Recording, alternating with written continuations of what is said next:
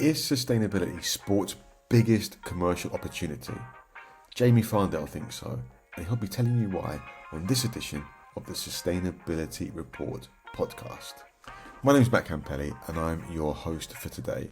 And over the next 45 minutes or so, I'll be sitting down with Jamie, who's the former captain of the Scotland Rugby Sevens team, to talk about why he thinks sport needs to move away from the defensive view of sustainability towards a more offensive approach where it's thinking more about commercial partnerships and really building out positive impact rather than just focusing on doing less harm. During the conversation, Jamie also charts his journey into sustainability and talks about what motivated him to write a letter to World Rugby to ask for decisive and quick climate action. There's all that and more coming up on today's edition of the Sustainability Report podcast. Enjoy the show. Jamie, thanks for joining us on the show. It's great to have you with us for our first studio podcast, which I'm really excited about. As always, we've known each other for a long time, but whenever I have a guest on the show, I always have a little look at their social media just to find out a little bit about them, find out a little about what's interesting them personally. Oh dear. Don't worry, nothing to worry about. But on your LinkedIn, first thing that you say on your LinkedIn is sport has the potential to play a vital role in the transition towards a sustainable future. That is front and centre of, seems to be your message. Can we unpack that a little bit? What's your perspective in it? What is sports role and why is it so vital?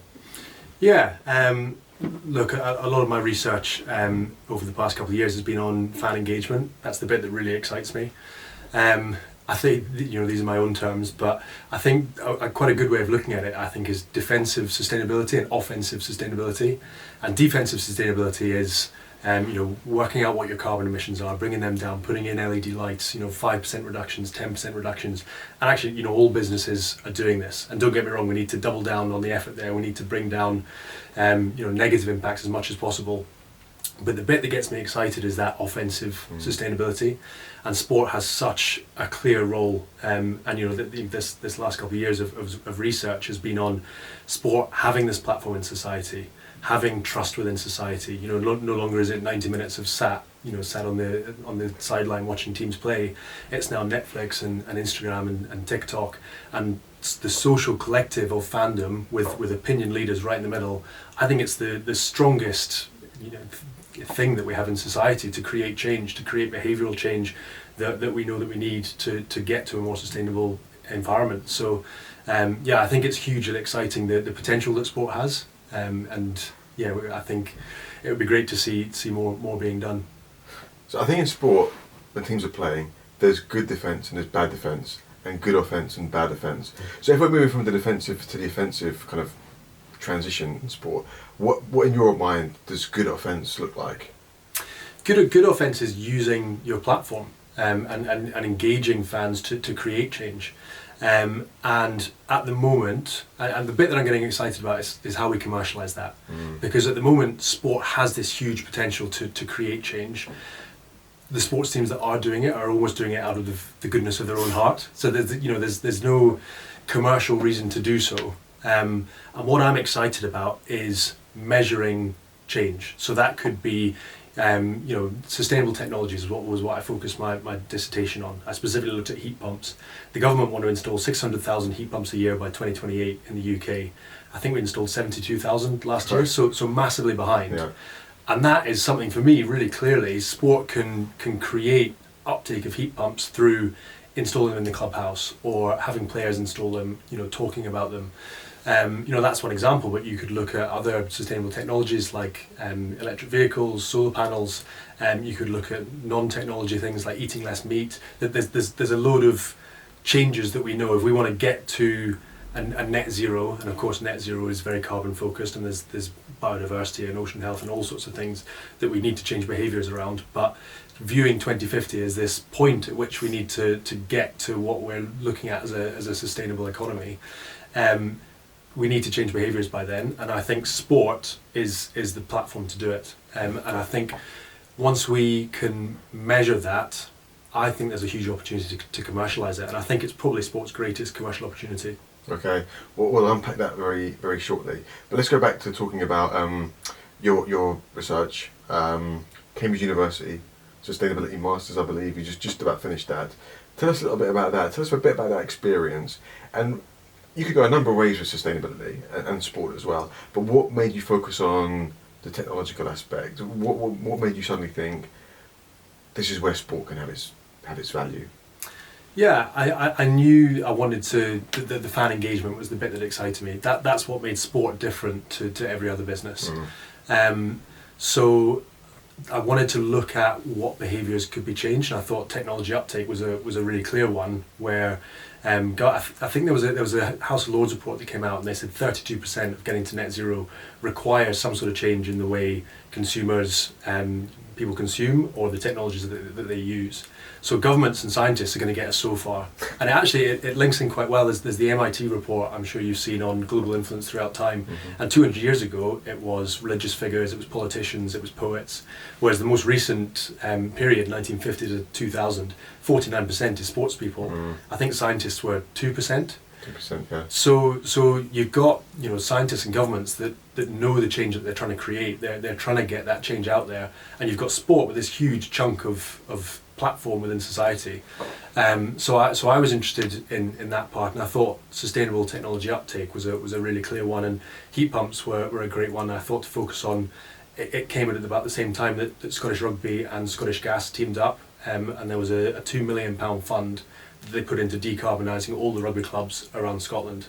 And the first project was in Hawick, a town in Hawick, and there was talk of installing a heat pump there. So I thought it would be a really great opportunity as the world's first of this approach, which we're seeing the Euros now doing. They've got £8 million going into amateur clubs. The FA are doing something similar. So this was a world first pilot case study that I could do, looking at the installation of heat pumps within a town that loves their rugby. If you know Hawick, the town go and watch the rugby game on the Saturday. So it was a really exciting opportunity for me to measure what people thought about heat pumps and how many heat pumps had been sort of taken up, and then the installation happens, and then speak to them afterwards. Research doesn't always work out to plan, but that was my plan. So tell us a little bit about what happened. So there were unfortunately delays to the installation, and look, these things, when you're working with volunteers, the people that run a rugby club, it's not their day job. So for the installers that were coming in, quite often they're instructed to do a project. They reckon it should take 2 or 3 months, but in this case it was a case of working with people who maybe couldn't return calls for a couple of weeks because they had a lot going on. There were a lot of meetings that had to happen in the evenings. There were a number of reasons that meant, and look, this was a pilot study, this was working out how difficult it was, but there were a number of delays to outwith my study period. It did lead, I had 3 sort of interpretation, implication and recommendations that came out the back of it, and one was around an intention action gap. And as I'm saying, sport has this influence within society, and that I've been looking at it really positively. We have this influence, we can create positive change, but of course the same is true to create negative impact. And that intention action gap, where you say you're going to do something and then it don't necessarily do it, is so well studied within sustainability across the board. And this, for me, was a really public sort of display of that. If you announce this sort of big action, and then there's silence that leads on from it. The implication of that is that potentially the fans think, oh well, it looks really difficult, it must be really difficult, it's taking loads of time, there's a lack of urgency. So there's potentially the exact opposite effect of what you wanted to have. So the recommendation off the back of that was, if you're gonna take this approach, all my research shows so much potential. This is, I believe, the future of what sport needs to do in this space. But if you're going to do it, either delay your announcement until you have everything in place, or once you've announced it, you've got to display urgency. Okay, yeah. I mean, that's interesting, because thinking about, we often talk about engaging fans. I mean, that's something that's been talked about for many, many years when it comes to sport and sustainability. But what you're saying is, if you're a fan of rugby or football or any other sport, what you see from what you relate to. So, for example, I'm a football fan rather than a rugby fan. I support a certain club, and if I see my club doing something like installing heat pumps, and they announce it well, they do it in the same way, and they do it in a timely fashion, that is a huge, that will encourage me to go and do it. Is that kind of the hypothesis here? Yeah. So Jenny Aman did quite a lot of work around the social collective of fandom and how behaviours spread really quickly. The closer a social collective, the more behaviours will spread, social contagion, and opinion leaders are really strong. Sports teams and athletes sit right in the middle of that. So I think that's very much lends towards that spread of behaviours. I looked a bit at Roger's diffusion of innovation, which is how ideas spread throughout societies. So I looked at the 5 perceived benefits, and what Roger says is these 5 reasons are what speeds up the rate of uptake.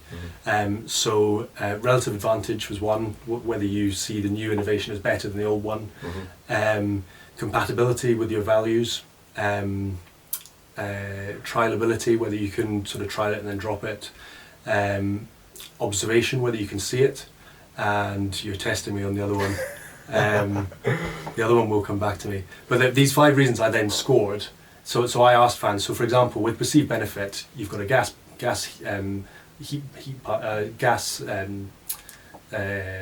boiler. Yeah. So a gas boiler or a heat pump. So I said, do I view a heat pump as better than a gas boiler? And you can score that on a Likert scale. And so you can sort of rank these perceived benefits. And the idea was I'd get this overall perceived benefit score of heat pumps based on these 5 factors. Right. And then I could measure that afterwards and see how that within that sort of Rogers diffusion of innovation, where that sits and what the change was because of the installation. That's fascinating. So as a normal kind of sports fan sitting at home, not really aware of something, measuring sort of my sort of attitude towards it, club does something or sport does something, and then has that changed? And would that, that's really interesting. But then you said there's a sort of commercial proposition to this as well for sports. So if that intention to action gap closes because of what the sport's doing, then there's an opportunity to commercialise. Yeah, definitely. So if we and measurement and data is the massive thing here. Sure. If we can get the data on a fan group, whether they uptake whatever it is, governments have aims, businesses have aims, and I think sport can move away from this traditional sponsorship it's almost quite a sort of static one-way thing of a business comes and pays you some money and then you stick their brand on your shirt or on your stadium, and that's sports sponsorship. Right. I'm interested in sport becoming this impact delivery unit. So a government or a business would pay sport per percentage uptake of whatever it is they're trying to achieve. So not only are these businesses that, say a big business has a £2 million budget to spend on traditional sports sponsorship, but a £20 million budget to spend on decarbonisation. For sport, the opportunity is getting into this whole new pot of money that they could never reach before. And for these businesses and for these governments that know they need to achieve uptake, societal change, but are struggling, they can't do it. Sport can do it. I mean, all the research points towards it, all the theory points towards it. And I think if we can get the data right, we can sell, as sport, you can sell percentage changes. And you can say, right, whatever we achieve in this space, you pay us per what we achieve.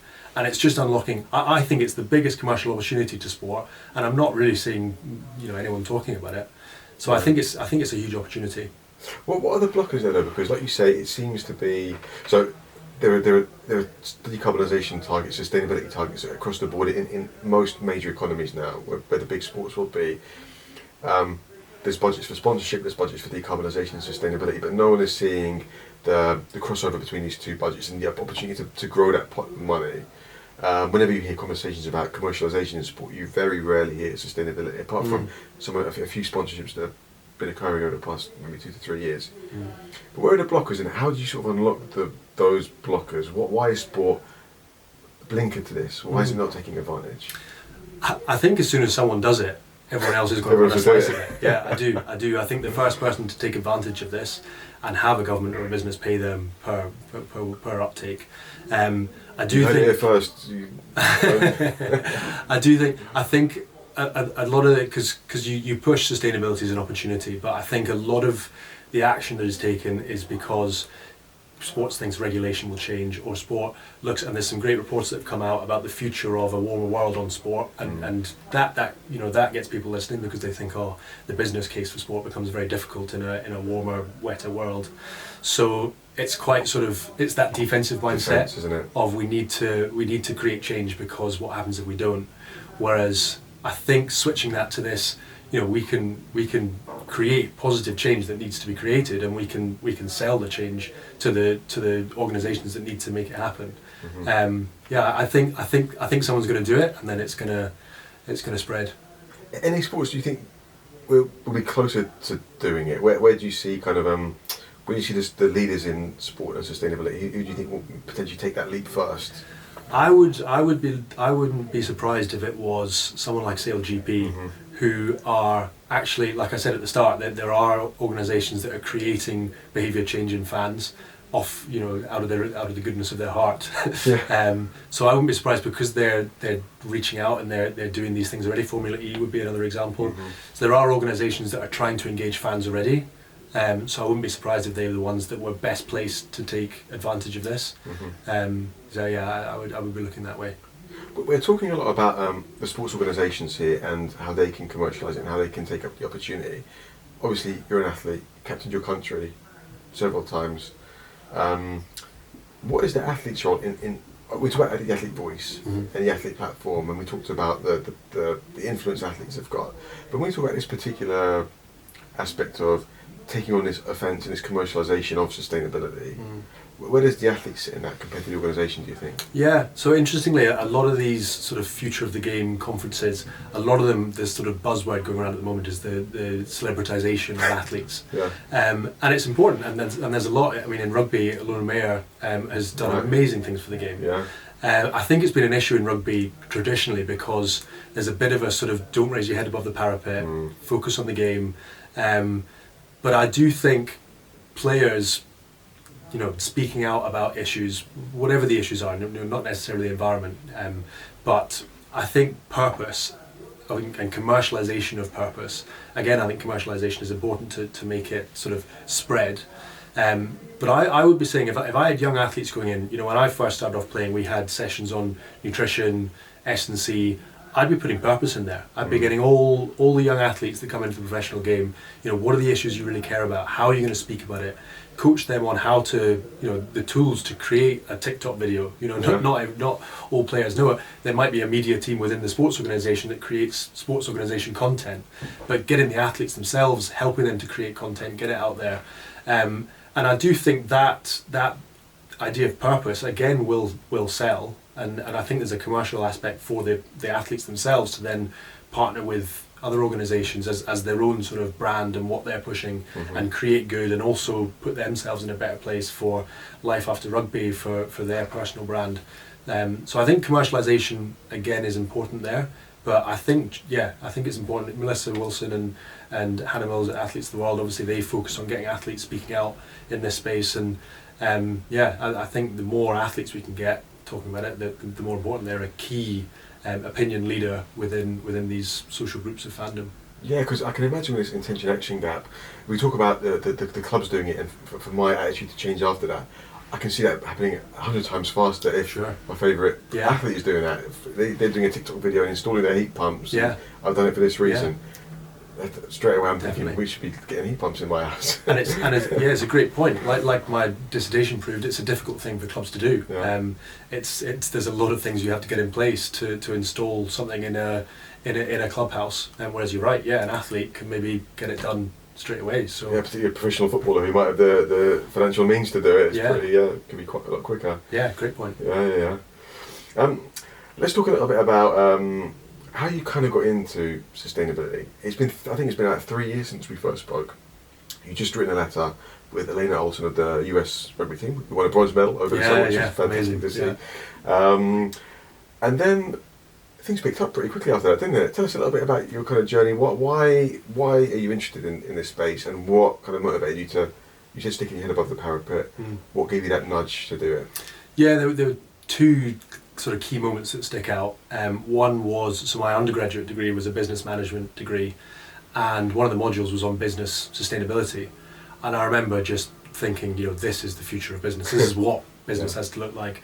I read everything I could around it, and at that point I kind of thought, right, after rugby, I'm going to go into business sustainability. I never really put sport and sustainability together, but kept that ticking away and kept reading as much as I could.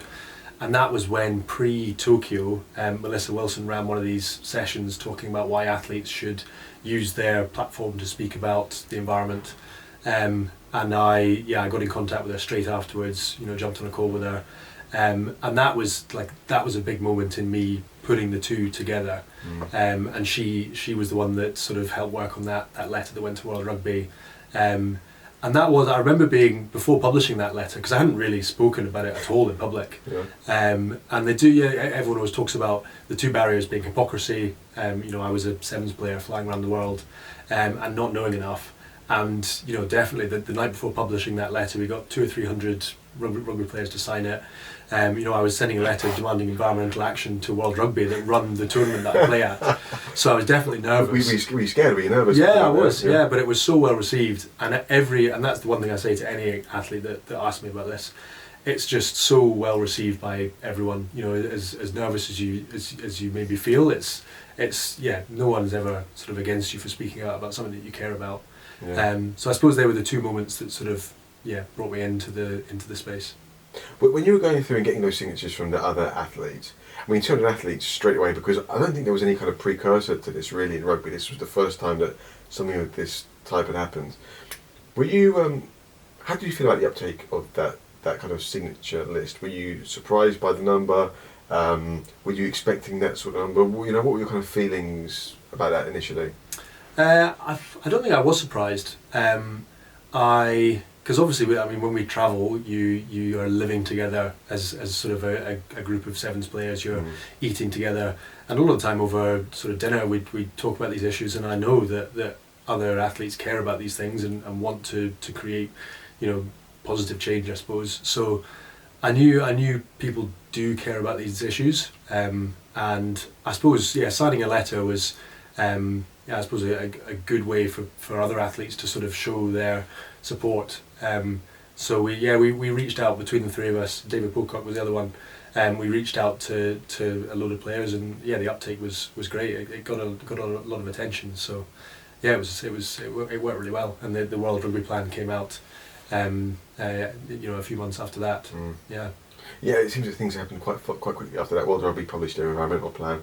I think earlier this year was a sort of landmark piece of work that World Rugby had published around kind of the climate impacts that sport is facing, which I think is quite a brave thing to do, because that obviously not a positive thing and can be quite concerning thing from a risk point of view. But obviously they wanted to show that the sport is facing some pretty significant issues. What did you kind of make of that piece of work? It's helped me massively.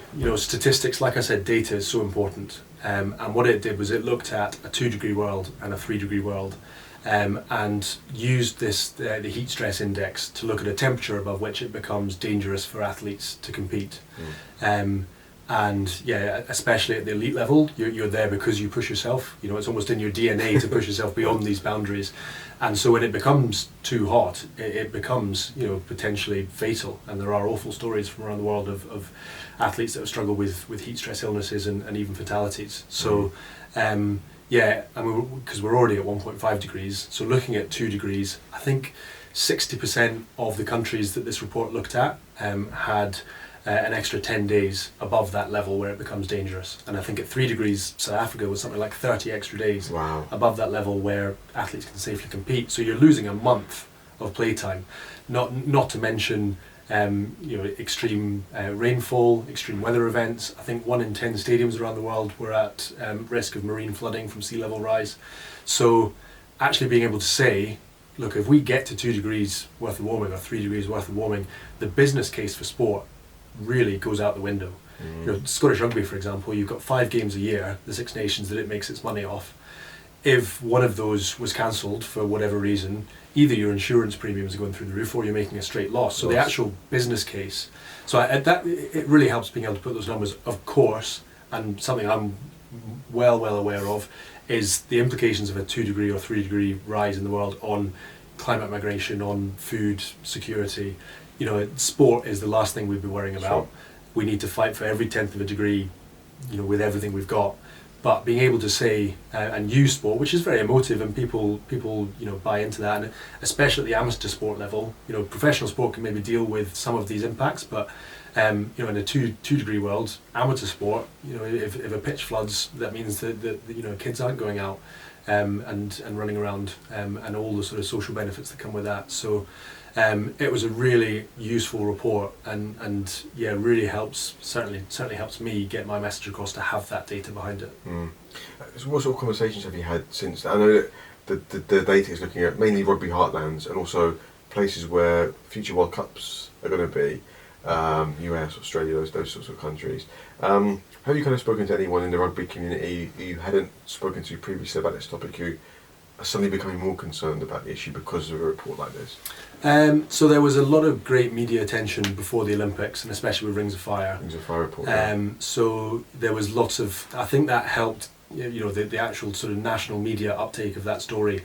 I had one day where there were I think I was on 6 or 7 different sort of interviews throughout the day. It was quite a busy day, but it got the story out there, which I thought was massive. In terms of rugby, obviously World Rugby, published the report, so they're well aware of it. I'm not sure if that message has spread enough yet amongst the unions. And I think the unions need to start stepping up. The environmental sustainability plan that, like we said, came out 3 years ago. I think one of the things there was to sign up for the Sports for Climate Action framework by 2025. We're getting pretty close now, and I haven't seen any sign-ups. So it's the plan's been great, and it sets some targets and talks about the direction we need to go in. I do think unions need to step up now. World Rugby has shown some great leadership by getting that plan out there and by putting these reports out there. But I think rugby, maybe needs more capacity, more people in sustainability roles to be able to enact these things. But there's definitely work to do from the unions themselves. Yeah. Is it fair to say, though, this isn't just for rugby, but obviously we can talk about one of the big issues in sport, which is the fan travel aspect, which is very intensive from an emissions point of view. Absolutely. But obviously, compared to other industries, World Rugby as an organisation, even some of the events will be pretty minuscule in terms of its carbon impact compared to other industries.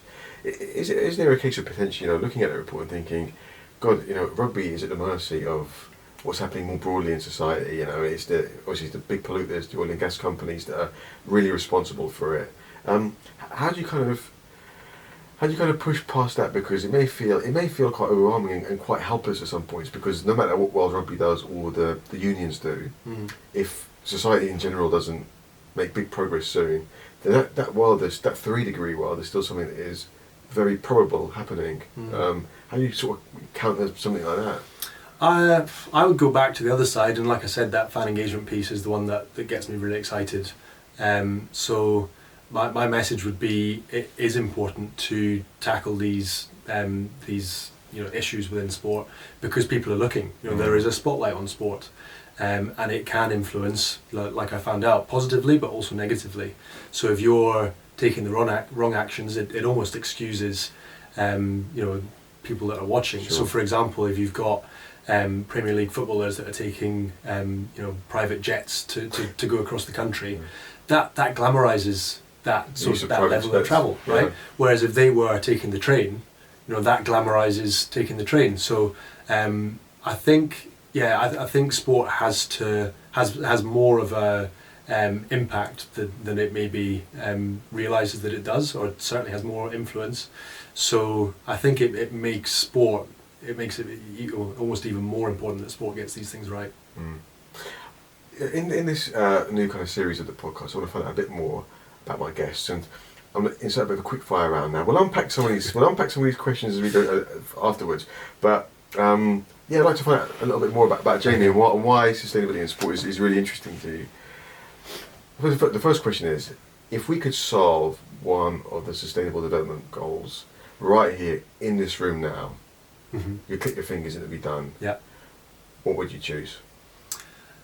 So Tony Juniper came and lectured us, and he talked about how his thinking had changed quite a bit around sustainability, and that inequality is at the heart of every problem. And I think it's the more you look at society at the moment, the more you realise. I think 1% of the world since 2000 has made 40% of the money that's been made. So these inequalities are massively rising, and there's issues happening in society at the moment that make it really obvious. His point was, if we can reduce these inequalities, then every other issue stems from inequality. So SDG 10, I think, is reducing inequalities. So I think if that one were solved, I think that would go a long way to solving every one of the other issues. Who was your biggest influence in the sustainability space? Sustainability sport, but let's go for sustainability first. In the sustainability space, Melissa was a massive part of taking that first step. First of all, putting sport and sustainability together, and then sort of becoming more public. So yeah, I think she would definitely be. Any best book or documentary? Could be about sport, could be about sustainability, but something that inspires you. Best book. I've just finished Maddie Orr's book. And that's definitely recommend that. The one that I remember really being these sort of, when you read a book and gives you this sort of big, makes you really think about things. Kate Rayworth's book, Donut Economics. Really enjoyed. Actually, I'm reading her husband's book, Roman Krznaric. How to Be a Good Ancestor. It's really good. So it's sort of 10 short essays. And I'm towards the end of that. That's been really good. So maybe if they're husband and wife, maybe I put their books together. We'll come back to economics after this, because I think it's a really fascinating topic, particularly in the context of sport. But if you could add or remove one thing from sport that you think will make it better, what would you do? What would you choose? Well, I think, like you said, the biggest issue in sport is fan travel. So adding sustainable air travel. It would be maybe an unrealistic one. There's a few people on my course that are working on that, and hopefully that's not far away. And that would be an unrealistic one. A realistic one in rugby would be adding sustainability professionals. A lot of the barriers that I think are here are that there's a lot of people that work in these organisations that are really keen and want to do this stuff. They just don't have the time or the capacity. They can't. It's a massive job taking on a sustainability role. And you can't add it on to your normal day job, in the evenings. So I think in rugby, I would add sustainability professionals to unions, to clubs. Like I say, I think it's a huge opportunity, and one that's being missed out on because there's just no one thinking about it. If you were to characterise where sport is when it comes to climate sustainability in one short sentence, where we're sitting today, how would you describe it to someone who's not aware of anything? In one sentence, I would say sport is doing less than other sectors, but has the potential to do so much more. Nice, I like that. Good sentence. Yeah. Who or what inspires you the most? I took a lot of inspiration. So the master's course that I've just done, was a cohort of 70 of us, all different areas, all different industries. And I took a lot of inspiration. It was a sustainability leadership course, so a lot of it focused on leadership. And one of the big strands of that was courageous leadership. And obviously when you're working in the sustainability space, at times you're going to be going up against the vested interests of corporations, individuals that do well from systems as they are currently. So if we want to change systems, you need to go up against these systems. And there were a lot of people on my course that were really inspiring, and the work they were doing, and the how vocal they were being. So probably cohort 13 of my course. Probably really inspired me in the last 2 years. Yeah, nice. What were they doing that was so inspiring? What does courage look like to you in this context? So there were. There's one individual that jumps to mind that works in finance, and she was going to a lot of these AGMs and speaking up against these big companies that are not doing the right things. And I think courage is when you do the right thing when it's the difficult thing to do. And there were a lot of examples of that. I'll go back to what you were saying. Well, the first couple of questions. Reduced inequalities will be the key thing to look at, and I think there's a rationale behind that, because I think not just the wealth but also the climate impact is a very small proportion of the world who has the biggest climate impact. But also donut economics. There's a book that fascinated me about 5 or 6 years ago when I first read it, and this idea of this being this happy place for the world where everyone's needs are met and we're not plundering the earth's resources. I've seen it applied to different industries. Can that concept be applied to sport? And how do we apply it to sport? So people in sport of a certain level. So I know that there are drastic inequalities in sport, particularly if you're a woman in some parts of the world, particularly if you're visual or if you have mental or physical impairments, for example. We've also got to bring that level up. Also try and reduce its reliance on natural resources. Is that a goer in sport? And how would we go about it? Yeah, I mean, I think one of the messages that struck me from the book was about growth. The future of growth. You know, it's very clear we're on a finite planet. We cannot grow and grow and grow forever. And it was obviously talking about the economy, but what's next? Is it degrowth? Is that possible? Can you decouple? You know, technological advancements, can they decouple growth from, you know, negative impacts? So maybe sport does have to look at growth and where to grow. You know, maybe elite male sport doesn't need to grow anymore. You know, it's already at you know, a level where it's probably getting towards that aspect of, you know, if we're adding on extra pre-season matches, flying to Australia to you know, play in front of a crowd, you know, is that the right thing for the environment? Is that completely commercially driven and commercially only? So I think sport would start looking at where it can grow, where it should grow. Female sport, I mean, in rugby, the last few years have just been incredible. The growth and the inspiration and the stories and the individuals that are coming out of female rugby is just incredible.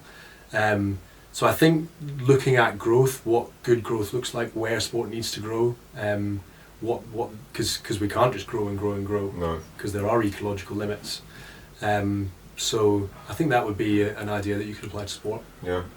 I think that whenever I go to a conference that is a sports conference, and it's not just sports fault, because the whole society, everything is predicated on growth.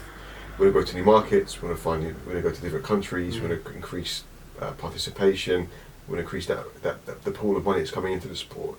I suppose for sports like football, particularly football in Europe, which is very mature, you could definitely make that argument. But if it's a sort of more niche sport, a smaller sport, they'd probably turn around and say, look, we need to grow, otherwise we're not going to exist anymore. How do we collectively, people who are involved in the sport and sustainability space, make the argument that non-growth or degrowth is beneficial for these sports? Well, I suppose her other argument is, I mean, she uses GDP, but she goes completely against GDP and saying that we're just measuring the wrong things. So I suppose the question is, what is sport for? And, you know, sport has grown these commercial rings, but I mean, ultimately sport was something that happened within communities and was there to create well-being, to create enjoyment. So yeah, maybe looking at what is sport there for. You know, what you just said about having to find more money and create more money, obviously it's important to survive, and there's that money element, but maybe instead of money being the main focus being this purpose of sport is there to create well-being within society, to create enjoyment, and focusing on that, and then the money coming alongside. So maybe, I mean, that's another idea that comes from Kate Rayworth's book that maybe does apply, being less focused purely on the bottom line, acknowledging that is needed and required, but growing other areas, growing the social areas, growing where, you know, giving back environmentally, making it a sport that will last forever. Because if you focus just on the bottom line, like we've said, a 2-degree world, a 3-degree world, it'll just crash. So we need to find a way that sport can give back to society over the next, you know, centuries, rather than create money within the next few years. This kind of brings us full circle to what you were saying right at the very beginning, unlocking new revenue streams that are linked to environmental protection and decarbonisation. That is possibly the only way, or one of the only ways, that you would move away from traditional growth, where you still continue to give sport an opportunity to generate revenue, but for the benefit of people and the planet, I guess. Yeah, that works. Yeah. You talked about this, and you mentioned a couple of times during the conversation and before we started that fan travel is an area that you like to discuss and talk about because that is the elephant in the room. I think you shared a post a couple of weeks ago on LinkedIn about what was happening at the Dutch Grand Prix, which was really interesting. Yeah. So it shows that things can be rethought and reimagined. Yeah. Tell us a little bit about the post and why that captured your imagination. Yeah. So fan travel is the biggest issue in sport, particularly mega events. The Rugby World Cup in France, I think 86% of emissions came from fan travel. There were a few issues there. The average number of flights was 1.5 flights. There were quite a few people that were coming out to France, going back home, then coming out again. Right. So there were, fan travel is a huge issue, and that's where the majority of emissions come from across sport. The Dutch Grand Prix I loved because I think they sort of pledged, I'm not sure how long ago, but however long ago, they said, right, we're going to have a completely sustainable travel. And the two things you need to get right there are the fans being willing to do it and the infrastructure in place to do it. And I think they managed, it was 35% went by train, 35% walked, and then I think 15% cycled, or maybe it was 35. It was 35 and 35 for the cycling and the walking, 15 for the trains. So that's 85% of people travelling, by sustainable means. So it's a huge, that for me is how you not only change the future of these events, but you change the future of the city itself. And LA is just such, and I'm so excited to see what happens there because the mayor came out a few weeks ago and said this is going to be a car-free games in 2028. Big statement. Big statement. LA, if I was to name the city in the world that is most dependent on cars, it's LA. Yeah. So using a massive event like the Olympic Games to not only use that to put the infrastructure in place that is so badly needed obviously in Los Angeles, but also create the mindset amongst those living in Los Angeles that for this games you're gonna have to leave the car at home, you're gonna have to travel sustainably, and actually then that's how these behaviours become sticky. There are big questions about if you're serious about sustainability in sport, should these mega events exist? They have such a negative impact. If you're looking purely at carbon, but for me it's about creating change. Events bring people together. They're really emotive. There's such an opportunity to create change and in a moment create change. The climate crisis isn't on the front page. It's such a sort of slow burner that you're competing with politics and war. So using sport to get climate onto the agenda and using an event like the Olympic Games in Los Angeles where the biggest issue is car travel to create that change. Like we say, it's a huge challenge, and I really, really hope that it works out well. But if they can learn from the Dutch Grand Prix, maybe the future of all these mega events are going to involve this sort of approach, and the sport will be used around the world to change the mindset and infrastructure of cities. Yeah, I hope so. I mean, we talk about mega events and how useful mega events are, and if we should hold mega events anymore. But people I spent a couple of days in Paris for the Olympics, and your sort of cynicism just sort of gets swept away, and you get caught up in it because actually mega events and sports events generally are just so magical things. Yeah. When you see athletes competing at the top of their game, engaging with people from different nationalities, having that cultural experience, which is human. Because the element of this is not about just living but existing, not just existing but living, and sport is such a key part of our lives. Yeah. So if we can turn something like the Olympics into something that actually accelerates sustainable change, that would probably be a bit of a win-win, because I think if we did lose the Olympics, there would be a sort of cultural deficit, I think. And there's so much inspiration. Another piece of Jenny Aman's work was topophilia, which I remember being quite a fancy word, but pretty much locating someone within their stadium and that sort of emotional effervescence that you get, your love for your city, your love for your stadium, your team, that really translates to an urge to protect your environment. So I think sport can be used to create that change. And coming back to Kate Rayworth's well-being society, if we're wanting to create well-being within society, that's sport. If we can get to a future where life is all about making people happy, I think sport is a massive part of that, both competing and playing yourself, but also watching your team play. I think it's a big part of society. It's a big part of happiness for so many people. It's drama without consequence, something you can really, really care about, but ultimately doesn't really matter. Doesn't matter too much, Too much. Well, you could argue that one, I'm sure. But there's so much positive influence to come from these events. I think it's important not to lose them. but they have to change the way that they're being done at the moment for sure. Jamie, if we were to kind of sit down again for another conversation like this in about a year's time, 18 months' time, what would you like to say about where sport is from a sustainability point of view? We can focus on rugby as well. Also, where you are professionally, what you're doing within that as well, and where athletes and ex-athletes are doing.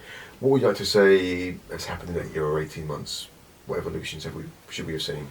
Yeah, well, I mean, personally, this is a sort of big. So I sort of retired officially.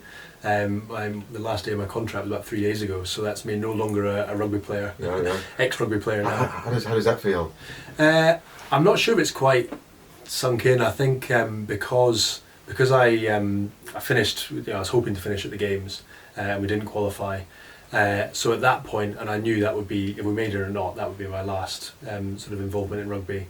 And at that point, I then went straight into the dissertation, which I was a bit behind on because I was balancing the training, and so then I got the dissertation handed in about 3 weeks ago. So I've only had about 3 weeks of like, oof, actually that's that all behind. And to be honest, the main feeling has just been relief. There was a point a few months ago where I was training and writing and had a few projects going on, and I was just keeping my head above water.